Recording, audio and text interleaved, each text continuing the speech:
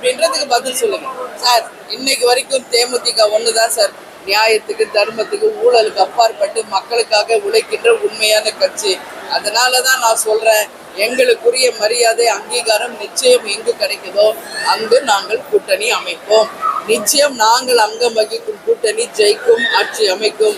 அன்றைக்கு இந்த மக்கள் பிரச்சனை அத்தனையும் அரசு கவனத்திற்கு கொண்டு சென்று மக்களுக்காக சட்டசபையில் நாங்கள் நிச்சயம் வாதாடுவோம், போராடுவோம். ஒரு நல்ல தமிழ்நாட்டை நாங்கள் உருவாக்குவோம் என்பதை இந்த நேரத்தில் சொல்றேன். ஆமா ஆமா ஆமா.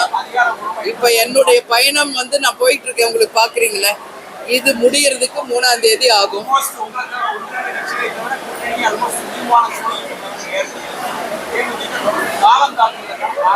காலதாமதம் பத்திரிகையாளர்களாகி உங்களுக்கு தான், எங்களுக்கு கிடையாது. புரியுதுங்களா? இருங்க, காலதாமதம் என்ற கருத்து பத்திரிகையாளர்களாகி உங்களுக்கு தான், எங்களுக்கு கிடையாது. இருங்க, எலெக்ஷன் டேட் அறிவிச்சிட்டாங்களா? எலெக்ஷன் டேட் டிக்ளேர் பண்ணிட்டாங்களா?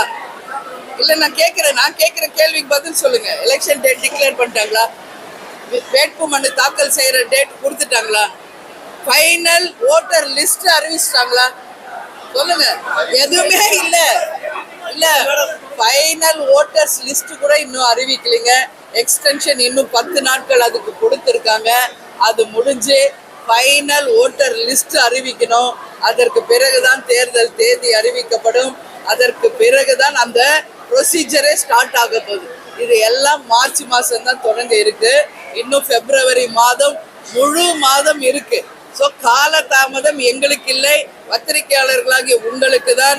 எங்களுக்கு எங்க கட்சிக்கு உரிய எப்ப முடிவு எடுக்கணும், யார் கூட கூட்டணி வைக்கணும், எப்ப அறிவிக்கணும், அதை நாங்கள் உரிய நேரத்தில் செய்வோம்.